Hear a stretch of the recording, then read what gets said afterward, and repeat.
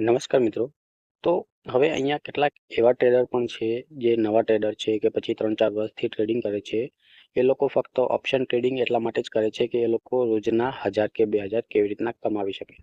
અને કેપિટલ એમનું હોય છે 10 થી 20,000, બરોબર? તો હું એ કહું છું કે તમે રોજના 1000 કમાવાની પાછળ તમે માર્કેટને લાખો રૂપિયા આપી દો છો, બરોબર? કોઈનું લાખ રૂપિયાનું પણ લોસ હશે અત્યાર સુધી, કે પછી કોઈનું 50,000 પણ હશે. પણ એ લોકો એવું નથી વિચારતા કે ચાલો હું સ્વિંગ ટ્રેડિંગ કરીને કે પછી ઇન્વેસ્ટમેન્ટ કરીને ભલે હું અઠવાડિયામાં કે પછી 15 થી 20 દિવસમાં 1000 2-3 હજાર રૂપિયા કમાવું, પણ શાંતિથી કમાવું.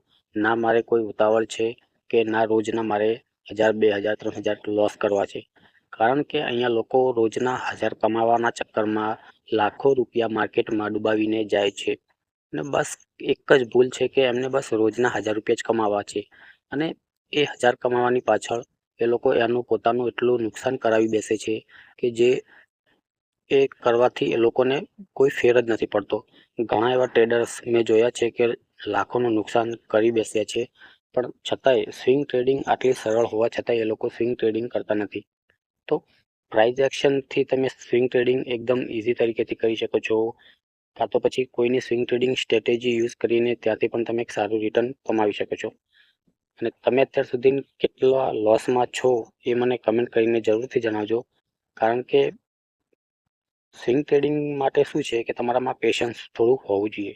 અને આજકાલના લોકોમાં પેશન્સ જરાય નથી, એટલે જ એ લોકો લાખોનું નુકસાન ઓપ્શન ટ્રેડિંગમાં કરાવી દે છે. સ્વિંગ ટ્રેડિંગમાં તમને શું ફાયદો છે કે તમારા પૈસા જે તમે ઓપ્શન ટ્રેડિંગમાં શું કરો છો, ઓપ્શન બાઇંગ કરે છો એટલે એમાં ડીકે થાય છે, પૈસા એકદમ ઝીરો થઈ જાય છે, બરોબર? ઓપ્શન ટ્રેડિંગમાં શું હશે કે તમે પૈસા એકદમ ઝીરો થવાના છે, અને એક્સપાયરીમાં ખાસ લોકો એક્સપાયરીમાં જ ટ્રેડિંગ કરે છે, બરોબર? પણ સ્વિંગ ટ્રેડિંગમાં એવું નથી. સ્વિંગ ટ્રેડિંગમાં તમારા પૈસા એકદમ ઝીરો નહીં થાય, અને પ્રોપરલી તમારાથી રિસ્ક મેનેજમેન્ટ પણ થશે, અને તમારા સ્ટોપ લોસ હિટ થશે તો તમે ત્યાંથી એક્ઝિટ થશો, કાં તો પછી તમને એક સારો ટાર્ગેટ મળશે અને એ તમને વીકલી કે પછી 15-20 દિવસમાં પણ એક સારું ઇન્કમ આપશે. તમને પૈસો દેખાશે. અને 93% ટ્રેડર યાર લોસ કરે છે, તો તમે એ મતલબ 7% તમે આવો છો, તમે એવું માનો છો કે તમે એટલા મહાન ટ્રેડર બની ગયા છો કે તમે 7% પણ આવશો? અને એવી કઈ સ્કીમ છે કે યાર જે 10,000થી સ્ટાર્ટ કરે છે ને લાખો કમાવી લે છે? જો એવી રીતના જો ટ્રેડિંગ એટલી જ ઇઝી હોત તો શું તમને લાગે કે આ ધીરુભાઈ છે કે મુકેશભાઈ છે એ બિઝનેસ જ શા માટે કરો? એ એવા સારા ટ્રેડર હાયર કરીને કે ભાઈ ચાલ હું તને 2-2 5-5 લાખ રૂપિયા મંથલી સેલેરી આપું અને તું મારા આ 10,000ના તું લાખ બનાવ, કે પછી 10 લાખના તું મારા 10 કરોડ બનાવ. તો એ લોકો ના બનાવી શકો? તો બસ એકદમ શાંતિથી સ્વિંગ ટ્રેડિંગ કરીને પણ તમે આમાંથી પૈસો કમાવી શકો છો. અને એકવાર જરૂરથી ગૂગલ કરજો કે સ્વિંગ ટ્રેડિંગમાં સક્સેસ રેશિયો કેટલો છે અને ઓપ્શન ટ્રેડિંગમાં સક્સેસ રેશિયો કેટલો છે, તો તમને ખ્યાલ આવી જશે કે તમે ઓપ્શન ટ્રેડિંગ કરવું જોઈએ કે ના કરવું જોઈએ. તો ચાલો, સ્વિંગ ટ્રેડિંગ શા માટે કરવું જોઈએ તો મેં તમને હવે સમજાવી દીધું. અને અમુક વાર શું છે કે સ્વિંગ ટ્રેડિંગ માટે છે ને તમારે ચાર્ટને થોડો રીડ કરતા આવડવું જોઈએ. જો હવે આ જે છે ને અહીંયા થોડુંક સાઇડવેઝ હતું, બરોબર? આ લેવલે તો જેવું જ આ સાઇડવેઝથી બ્રેકઆઉટ આપ્યો સ્ટોક, તો પછી જો અહીંયાથી એક આનું અપ ટ્રેન્ડ ચાલુ થઈ ગયું, બરોબર? તો આ અપ ટ્રેન્ડમાં તમને એક સારા મોમેન્ટમ જે આ સ્વિંગ બને છે એ તમે અહીંયાથી સ્વિંગ કેચ કરી શકો છો અને તમે પ્રોફિટ જનરેટ કરી શકો છો, બરોબર? પછી એક હોય છે ડાઉન ટ્રેન્ડ. જ્યારે આવું ડાઉન ટ્રેન્ડ હોય તો એવા સ્ટોક હંમેશા ઇગ્નોર કરજો કે આ ડાઉન ટ્રેન્ડમાં સ્ટોક છે, તો સ્ટોકને ઇગ્નોર કરવાનું રાખજો. તો જો માર્કેટમાં હંમેશા ટ્રેન્ડ તમારે ફોલો કરવાનો રહેશે. જેમ કે આ છે એક અપ ટ્રેન્ડ, બરોબર? આને અપ ટ્રેન્ડ કહેવાય, જેમ કે હંમેશા સ્ટોક ઉપરની તરફ જતો હોય છે. પછી એક હોય છે ડાઉન ટ્રેન્ડ, કે હંમેશા સ્ટોક નીચેની તરફ આવતો હોય છે, બરોબર? અને થર્ડ જે હોય છે એ હોય છે એકદમ સાઇડવેઝ, એટલે સ્ટોક હંમેશા એકદમ એક જ રેન્જમાં ફસાયેલો રહે છે. જેમ કે આવી રીતના અહીંયા જો આ સ્ટોક હંમેશા અહીંયા એક જ રેન્જમાં ફસાઈ ગયો હતો, બરોબર? આ સાઇડવેઝ કહેવાય. એટલે કે સ્ટોક હંમેશા 105 થી 110, 105 થી 110 એ જ રેન્જમાં ફસાયેલો રહે છે.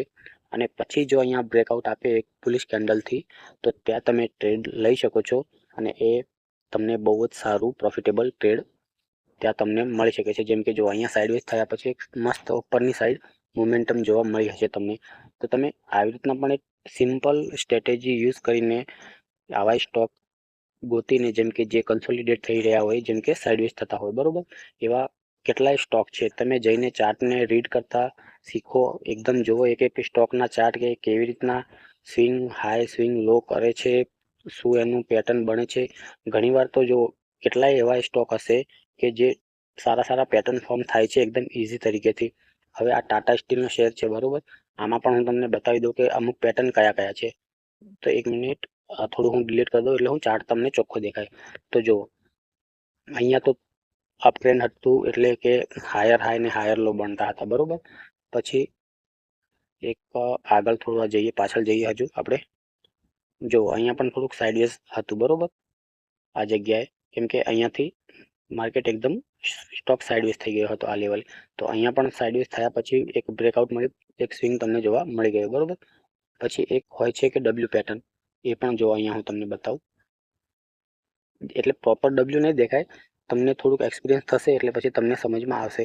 જો આ એક અહીંયા ડબલ્યુ પેટર્ન ફોર્મ થયું હતું અને પછી એ બ્રેકઆઉટ આપ્યા પછી, એક મિનિટ આ થોડું અલગ તરીકેથી થઈ ગયું છે. જો અહીંયા બ્રેકઆઉટ આપ્યા પછી આ સ્ટોક એકદમ મોમેન્ટમ આપી અને તમને અહીંયા એક સારું જનરેટ રિટર્ન થઈ ગયું બરોબર.